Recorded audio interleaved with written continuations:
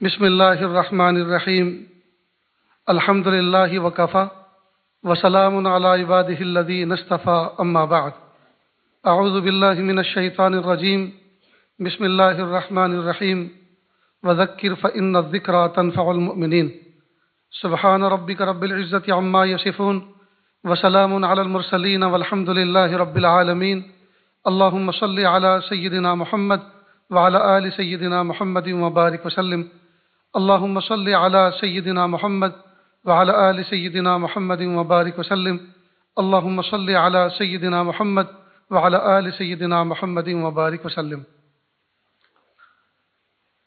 محترم علماء کرام اور مکاتب و مدارس کے ذمہ داران، اللہ رب العزت آپ تمام کو خوش و خرم رکھے، عمر میں برکت عطا فرمائے، صحت سلامتی کے ساتھ رکھے اور اخلاص کے ساتھ، للہیت کے ساتھ جن کاموں میں لگے ہوئے ہیں اللہ تعالیٰ لگا کے رکھے اور اپنا بنا کے رکھے۔ صبح سے اب تک مختلف محاضرات آپ نے سنے، مختلف موضوع پر مذاکرات آپ کے سامنے آئے۔ اب دعا اس بات کی کرنی چاہیے کہ پیارے اللہ، جو کچھ کہا گیا اور جو کچھ سنا گیا، جب جب اس پر عمل کرنے کا موقع آئے اللہ عافیت سے یاد بھی دلا دیجئے اور عمل کی توفیق بھی دے دیجئے، ورنہ زمانہ ہو گیا سنتے سنتے۔ اصل تو یہ ہے کہ ہم عمل پر آ جائیں۔ حضرت مولانا ابرار احمد صاحب دھلیوی رحمۃ اللہ علیہ فرمایا کرتے تھے کہ ہمارے بہنوئی حضرت مولانا حکیم فخر الدین صاحب رحمۃ اللہ علیہ جو سورت کے اندر ہوا کرتے تھے، وہ فرماتے تھے کہ لوگ کہتے ہیں کہ فلاں کتاب بہت اچھی ہے، فلاں بہت اچھی ہے، تو ان سے پوچھو اس میں اچھا کیا ہے؟ تو کہیں گے ایک دو جملے بتائیں گے، اس سے آگے کچھ نہیں، کہ بس جتنا تمہیں یاد ہے اتنا ہی اچھا ہے، باقی وہ تو کتاب کی صفت ہے۔ جی آپ کے اندر کیا آیا؟ تو کمال یہ ہے کہ ہم اپنے اندر عمل کو لائیں، ہم خود باعمل بنیں، با کردار بنیں۔ 15-20 سال سے دیکھا یہ جا رہا ہے کہ اب تو علماء کرام بھی، میرے جو بڑے بیٹھے ہوئے ہیں تو میرے سر کے تاج ہیں، یہ میری مخاطب کا موضوع نہیں ہے۔ میرے مخاطب تو میرے ہم عصر اور نوجوان بچے ہیں جو کل کے فارغ ہیں۔ دیکھا یہ جا رہا ہے کہ کتابوں کا مطالعہ ختم ہو گیا۔ جو درس و تدریس میں مطالعہ کا شوق جو نظر آ رہا ہے، یہ جو مصروفیت نظر آ رہی ہے، وہ تو زور پڑے پہ کر رہے ہیں کہ کل طلبہ اگر پوچھ لے، کوئی سوال کر لیں تو بغلیں جھانکتے ہو جائیں گے، کیا جواب دیں گے۔ اور ایک بات یاد رکھنا، حضرت مولانا ابراز صاحب فرماتے تھے تعلیم کتاب سمجھے یا نہ سمجھے لیکن استاد کو خوب سمجھتا ہے کہ آج اس نے مطالعہ کیا کہ نہیں کیا، خالہ جان نے آج ان کو ناشتہ کرا کے بھیجا کہ نہیں بھیجا، خوش کر کے بھیجا یا لڑ کے بھیجا۔ تعلیم کتاب سمجھے یا نہ سمجھے لیکن استاد کو خوب سمجھتا ہے۔ تو مطالعے کا اہتمام کریں۔ 15-20 سال سے دیکھا جا رہا ہے کتابوں کا مطالعہ نہیں ہو رہا، فون کا مطالعہ ہو رہا ہے۔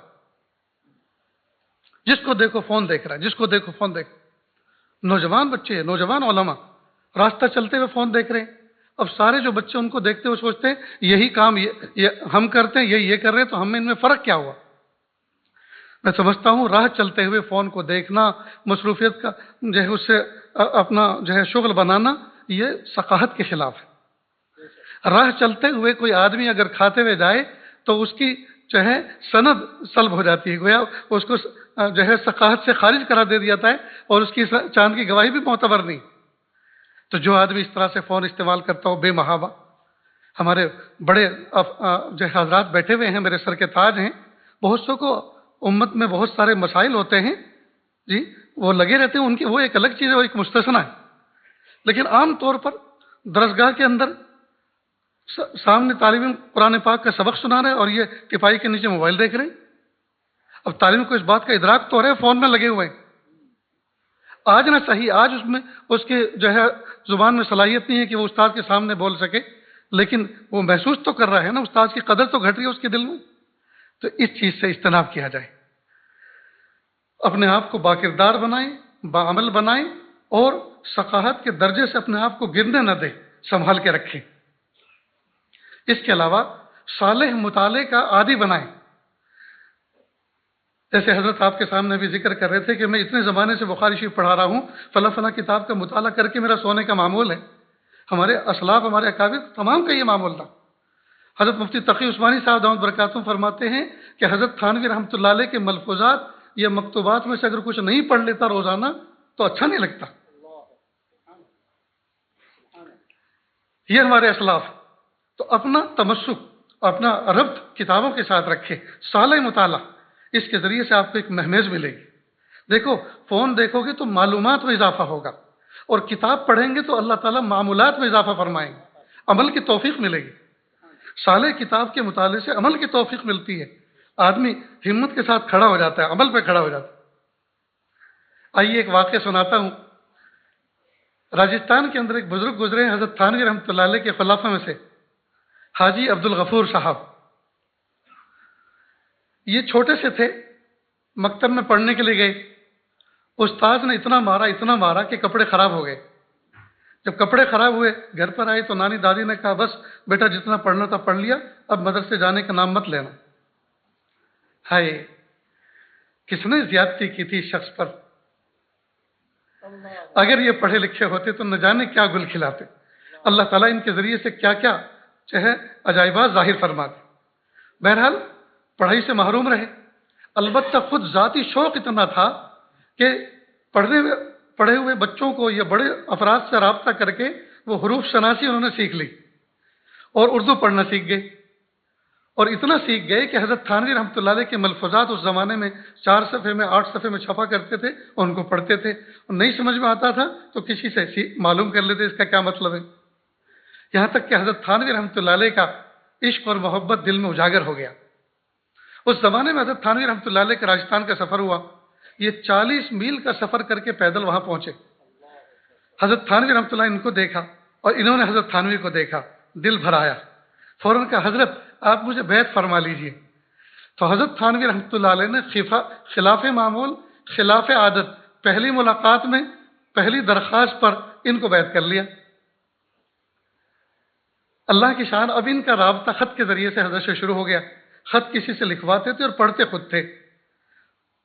یہ پڑھنا تو سیکھ گئے تھے خود کی محنت و طلب سے، لیکن تاہم زندگی میں لکھنا نہیں آیا، لکھواتے کسی اور سے تھے۔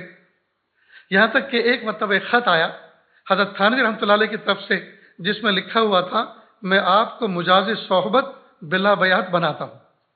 یہ حضرت تھانوی رحمۃ اللہ علیہ کے یہاں اجازت کی بھی بڑی حکیمانہ تقسیم تھی۔ پہلے مجاز صحبت بلا بیعت بناتے تھے، پھر جب دیکھتے تھے کہ ان کی تلقی ہو رہی ہے، امت میں کوئی فتنہ نہیں ہے اور یہ آگے بڑھ رہے ہیں، لوگ ان سے استفادہ کر رہے ہیں، تو پھر مجاز بیعت بناتے تھے۔ پھر مجاز بیعت میں بھی 2 طرح کی تقسیم تھی، مجاز بیعت للعوام، مجاز بیعت للخواص۔ آپ عوام کو بیعت کر سکتے ہیں، علماء کو اگر بیعت کرو گے تو ان کے سوالات کے جوابات آپ نہیں دے سکتے، لہذا علماء کو بیعت نہ کریں۔ یہ بڑی حکیمانہ تقسیم تھی۔ خیر، انہوں نے فوراً خط کا جواب لکھوایا، حضرت میں اس قابل نہیں ہوں۔ حضرت نے آگے لکھا اس قابل نہیں ہے تبھی تو یہ ذمہ داری دی گئی ہے، تبھی تو تم تڑپو گے، رو گے اللہ سے اور قابلیت مانگو گے۔ پھر نیچے لکھا حضرت میں تو ذات کا تیل ہی ہوں، تیل بیچتا ہوں، اور ہماری برادری کو لوگ بہت گھٹیا سمجھتے ہیں۔ حضرت نے اس کا جواب لکھا بہت سے تیل گھی سے افضل ہوا کرتے، راہ فرار نہیں چھوڑی۔ اللہ کی شان، اب ان کا ربط بڑھتا رہا اور اللہ کی محبت میں اضافہ ہوتا رہا۔ ان کے اوپر ایک کیفیت طاری ہوئی، یہ کہ مجھے اللہ کی محبت میں نکل جانا چاہیے۔ یہ جو میرے 9 بیٹے بیٹیاں ہیں اور میری بیوی ہے، ان کے ساتھ اختلاط اور ان کے ساتھ مصروفیت یہ اللہ کی محبت میں میرے لیے مانع ہے۔ کیوں نہ میں ان کو چھوڑ کر حضرت تھانوی رحمۃ اللہ علیہ کے یہاں ایک لمبی مدت رہوں، اور اس کے بعد صحرا دریا دریا پہاڑ گھومو پھرو، اللہ کی محبت میں آگے بڑھوں۔ پھر سوچا کہ اگر میں بیوی بچوں کو چھوڑ کے چلا جاتا ہوں تو ان کے حقوق تو میرے ذمہ واجب ہیں، اس کا کیا ہوگا؟ لہذا اس خیال پہ عمل نہیں کیا۔ ایک لمبی مدت کے بعد ان کے ہاتھ میں ایک کتاب آئی حضرت ابو ذر غفاری رضی اللہ عنہ کے حالات پر مشتمل، بس اس کو پڑھا تو پھر وہ خیال عود کر آیا کہ حضرت بھی تو اس طرح سے مدینے کے باہر جنگل میں رہتے تھے، حالانکہ وہ رہتے نہیں تھے، ان کو تو رکھا گیا تھا، اس کے تو واقعہ ہے۔ بس پھر جوش آیا اور سوچا آج تو رات کو مجھے نکل ہی جانا ہے۔ چنانچہ بیوی بچوں پہ ایک نظر ڈالی اور کل مالیت 40 روپے گھر میں موجود تھے، اس میں سے 4 یا 5 روپے نکالے اور نکل گئے سفر پر۔ میں نے اشرف منزل ان کا وہ گھر دیکھا ہے جودھ پور میں، جو ریلوے اسٹیشن کے قریب ہے، پر ان کے کمرے میں ایک رات سویا بھی ہوں۔ تو سوچا کہ اگر میں جودھ پور کے اسٹیشن سے دہلی کی طرف جاتا ہوں اور وہاں سے تھانہ بھون، تو لوگ بہت سے شناسہ مجھے چڑھتے ہوئے دیکھ لیں گے ٹرین میں، اور جب ڈھونڈ مچے گی تو لوگ کہیں گے کہ ادھر کو گئے ہیں، تو لوگ اس سمت میں میرا تعاقب کریں گے اور کہیں نہ کہیں یہاں پکڑیں گے۔ تو بہتر یہ ہے کہ میں یہاں سے سوار نہ ہوں، تو 40 میل پپاڑ نام کا ایک اسٹیشن ہے، وہاں پیدل گئے اور وہاں سے ٹرین میں سوار ہوئے دہلی کی طرف جانے والی۔ صبح وہاں پہنچے دہلی۔ اب تھانہ بھون کی طرف جانے والی ٹرین شام کے وقت تھی۔ دن بھر ایک مسجد کے اندر کتاب پڑھتے رہے، 2 کتاب ساتھ لے گئے تھے، ایک کلیات امدادیہ اور ایک حضرت تھانوی رحمۃ اللہ علیہ کے ملفوظات پر مشتمل کوئی اور کتاب تھی، اور 24 گھنٹے میں صرف ایک مولی کھائی تھی اور کچھ نہیں، کتاب پڑھتے رہے۔ یہ جو میں آپ کو کہہ رہا ہوں نا کہ کتاب سے مطالعہ رکھے، یہ اس کا ترجمۃ الباب ہے۔ اب وہ کتاب پڑھتے پڑھتے ایک حکایت پر پہنچے۔ حکایت کیا تھی؟ حضرت حاجی امداد مہاجر مکی رحمۃ اللہ نے حکایت لکھی کہ ایک نوجوان کے دل میں یہ شوق پیدا ہوا کہ مجھے اللہ کی محبت میں آگے بڑھنا ہے، اور بیوی کے ساتھ اختلاط یہ اللہ کی محبت میں میرے لیے مانے ہیں، لہذا بیوی کو طلاق دے کر نکل گیا، طلاق دے کے اللہ کی محبت میں نکل گیا۔ صحرا صحرا، دریا دریا، پہاڑ پہاڑ گھومتا پھرا۔ ایک لمبی مدت کے بعد واپس گاؤں میں آنا ہوا تو ایک شخص نے اس کو دیکھا اور سوچا یہ کوئی درویش آدمی ہے، خدا رسیدہ ہے، کیوں نہ میں آج اس کو اپنے گھر مہمان بناؤں، خدمت کروں، اس کی دعائیں لوں۔ تو اپنے گھر لے آیا۔ اللہ کی شان، جس گھر میں یہ مہمان بنا، جس شخص کے ساتھ، اس کا نکاح اس کی مطلقہ کے ساتھ ہوا تھا اور مطلقہ اسی گھر میں تھی۔ جب یہ گھر میں داخل ہوا تو اس نے دیکھا، اوہ آج تو بہت پرانا کھلاڑی آیا ہے۔ خیر، اکرام کیا مہمان کا۔ صبح کو دونوں فجر کی نماز پڑھنے کے واپس آئے تو عورت آئی۔ اب اس نے تو نظر اٹھا کے دیکھی نہیں، ویسے بھی اللہ کی محبت میں نکلا ہوا تھا۔ عورت تو پہچان گئی، یہ نہ جان سکا کہ میری مطلقہ اس گھر کے اندر ہے۔ وہ قریب آئی، گھونگھٹ نکال کے، جو روایتی وہاں کا پردہ ہوتا ہے، گھونگھٹ نکال کے قریب آئی اور کہا، بابا یہ جو تم جھولی لیے پھر رہے ہو اس میں کیا ہے؟ وہ پھر بھی نہیں پہچانا۔ تو اس نے فوراً اس جھولی کو خالی کیا اور کہا، دیکھو یہ سوئی ہے، یہ دھاگا ہے، کپڑے اگر پھٹ جائیں تو ضرورت کے درجے میں اس کو رفو کر لوں۔ یہ چھوٹے چھوٹے برتن ہیں، یہ دال چاول ہیں، یہ کچھ مرچ مسالے ہیں، کبھی ضرورت پڑ جائے، کھانا کہیں دستیاب نہ ہو تو پکا کے کھا لوں، یہ سب ضرورت کی چیزیں ہیں۔ اس نے پیچھے سے ایک دھپ مارا زور سے کمر پہ اور کہا، بیوقوف، اس پوری کائنات میں تجھے میں دنیا دکھی تھی کہ مجھے چھوڑ کے چلا گیا؟ بڑی عجیب بات کی طرف اشارہ کیا۔ اس پوری کائنات میں تجھے میں دنیا دکھی تھی، مجھے چھوڑ گیا اور اس کو لیے پھر رہے؟ اگر یہ سب ضرورت کی چیزیں ہیں تو میں بھی تو ضرورت کی چیز تھی، تجھے گناہ سے بچا رکھا تھا، تیری نیک نسل انسانی کی مضامین تھی، اور اگر میں ضرورت سے زائد تھی تو یہ بھی تو سب ضرورت سے زائد ہے، اس کو بھی پھینک۔ حاجی عبدالغفور صاحب رحمۃ اللہ علیہ نے جب یہ حکایت پڑھی فوراً 14 طبق روشن ہو گئے۔ ہائے، مجھ سے بھی تو کچھ ایسا ہی ہوا ہے، فرق اتنا ہے کہ میں طلاق دے کے نہیں آیا، لیکن چھوڑ تو دیا نا، کچھ اسباب تو اختیار کر کے نہیں آیا، کوئی بندوبست کر کے تو نہیں آیا۔ جب میں شام کو حضرت کے ہاں پہنچوں گا، رات میں یہ کل حضرت سے جب ملاقات ہوگی اور حضرت تفتیش کریں گے بچوں کا کیا حال ہے، کس کے حوالے چھوڑ کر کے آئے ہو، ان کے نان نفقے کی ذمہ داری کس کی سپرد کر کے آئے ہو، جی تو میرے پاس تو کوئی جواب نہیں۔ رسوائی ہوگی وہ الگ، شرمندگی ہی وہ ہوگی وہ الگ، ڈاٹا ڈپٹا جاؤں گا وہ الگ، اور بھگا دیا جاؤں گا وہ الگ۔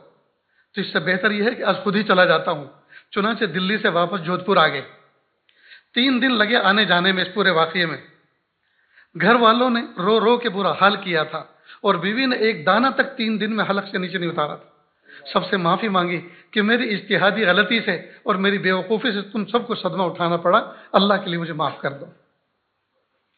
اب اس سے یہ سبق ملتا ہے کہ اگر کوئی آدمی اپنا تعلق اپنے اکابر مشائخ سے جوڑ کے رکھے اور سال مطالعہ جاری رکھے تو مطالعہ بھی شیخ کا نعم البدل ہوتا ہے اور بہترین مربی ہوتا ہے۔ تو جو بندہ اس طرح کا معمول رکھتا ہے، اپنے اسلاف سے، اپنے اکابر مشائخ سے جڑا رہتا ہے اور ان کی کتابوں سے تمسک رکھتا ہے، تو اگر نفس و شیطان کے بہکانے پر کچھ وقت کے لیے وہ بھٹک بھی جائے تو بہت دیر تک بھٹکا ہوا نہیں رہتا، اللہ تعالیٰ اس کو راہ راست پہ لا کے کھڑا کر دیتے۔ لہذا اپنے طاقچوں کو، اپنے تقیے کے سرحانوں کو، جی اپنی چارپائی کے سرحانوں کو صالح اکابر مشائخ کی کتابوں سے سجا کے رکھیں اور کچھ نہ کچھ روزانہ مطالعے کا معمول بنائیں۔ جس طرح سے جسمانی غذا استعمال کرنے سے جسم کو قوت ملتی ہے ورنہ یہ کمزوری کا شکار ہوتا ہے، اسی طرح اس طرح کا جب مطالعہ رکھتے ہیں تو اللہ تعالیٰ روح میں بالغگی اور ترقی عطا فرماتے ہیں۔ اس کا نفع انشاءاللہ آپ اپنی زندگی میں دیکھو۔ نیز ایک روایت کے مطابق اللہ رب العزت نے 18,000 مخلوق کو پیدا فرمایا، اور ایک مخلوق بھی ایسی نہیں جو بے فائدہ ہو، جو بیکار ہو، ایک مخلوق بھی ایسی نہیں۔ سوال یہ پیدا ہوتا ہے 18,000 مخلوق میں ایک قسم میں اور آپ بھی آتے ہیں، تو 18,000 تو چھوڑو، اس میں میری اور آپ کی پیدائش کا منشا کیا ہے؟ تو اللہ رب العزت نے مجھے اور آپ کو اپنی محبت و معرفت کے لیے پیدا کیا ہے، اور یہ مقصد کسی مخلوق کا نہیں ہے، صرف انسان کا پیدائش کا مقصد ہے۔ اللہ نے ہمیں اپنی محبت و معرفت کے لیے پیدا کیا۔ حضرت تھانوی رحمۃ اللہ علیہ فرماتے ہیں اب اس محبت کو پانے کے لیے، اس مقصد کو پانے کے لیے اللہ پاک نے 2 طریقے بنائے، ایک اوامر پر عمل کرنا اور دوسرا نواہی سے بچنا۔ جس طرح ٹرین کے لیے 2 پٹری کا ہونا ضروری ہے اور دونوں پٹری صحیح سالم ہو، ایک ناقص ہو ایک کامل ہو، ایک سرے سے نہ ہو اور دوسری موجود ہو، تو ٹرین منزل پہ نہیں پہنچ سکتی، دونوں کا صحیح سالم ہونا ضروری ہے۔ اوامر پر عمل کریں، نواہی سے بچیں، اور ان 2 کے لیے اللہ پاک نے 2 معین و مددگار بنائے، ایک ہے ذکر اللہ اور دوسرا ہے صحبت اہل اللہ۔ جو بندہ ذکر اللہ کا اہتمام کرتا ہے، ذکر اللہ میں قرآن پاک کی تلاوت بھی آ گئی، جو ذکر اللہ کا اہتمام کرتا ہے اور اپنے اسلاف کی صحبت کا اہتمام کرتا ہے، ان دونوں کی برکت سے اوامر پر عمل کرنا آسان ہوتا ہے اور نواہی سے بچنا کچھ مشکل نہیں رہ جاتا۔ تو کتنا آسان سلیبس ہے، اوامر پر عمل کریں، نواہی سے بچیں۔ ہم میں سے بہت سارے افراد وہ ہیں جو ماشاءاللہ بہت سے تقوی والے ہیں، نماز پڑھتے ہیں، تلاوت کرتے ہیں اور اوامر پر عمل کرتے ہیں، لیکن نواہی سے 100% نہیں بچتے۔ خاص طور سے موبائل کا فتنہ، موبائل کے گناہ، انٹرنیٹ کا ناجائز استعمال، واٹس ایپ کا غلط استعمال، نامحرموں سے تعلقات، اکثر عام اس میں ابتلا ہے۔ یہاں تک کہ برسوں پرانے مجاہدے رمضان مبارک میں 10 دن اعتکاف جیسے ماحول میں رہے، جہاں فون کے ساتھ وابستہ ہوئے 2-5 منٹ نامحرموں کے ساتھ تعلق قائم ہوا، وہ 10 دن کی جو محنت تھی وہ ساری کی ساری ضائع ہو جاتی، چند لمحات میں ضائع ہو جاتی۔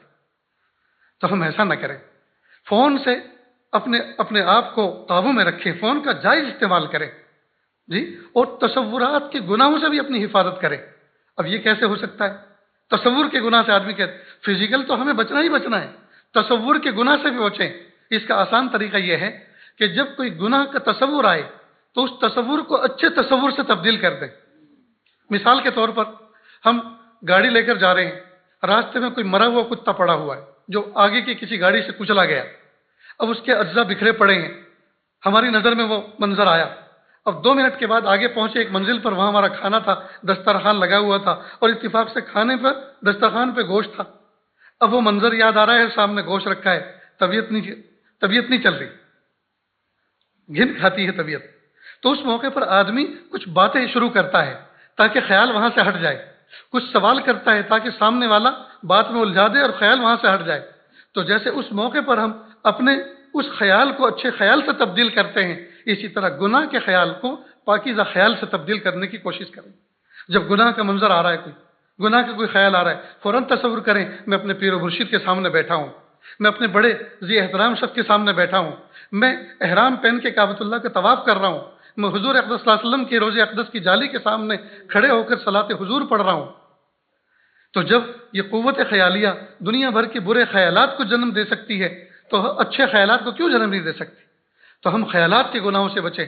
جب خیالات کے گناہوں سے بچیں گے تو اللہ رب العزت انشاءاللہ ظاہری زندگی میں، جس کو فزیکل لائف کہتے ہیں، اللہ اس کے گناہوں میں مبتلا ہونے سے بھی بچائیں گے۔ تو کریں گے نا انشاءاللہ؟ آج کی اس مجلس میں جتنے افراد دور دراز سے چل کر آئے، یہ آج تمام کو دلی مبارکباد پیش کرتا ہے، اور آپ بظاہر ایک فرد نظر آ رہے ہیں، لیکن آپ کے پیچھے مجھے ہزاروں اور لاکھوں طلبہ بیٹھے ہوئے نظر آ رہے ہیں، اس لیے کہ آپ ان کے مستقبل کے معمار ہیں، آپ ان کے مربی ہیں۔ لہٰذا اپنی ذمہ داری کو پہچانیں، اپنی ذمہ داری کو پہچانیں۔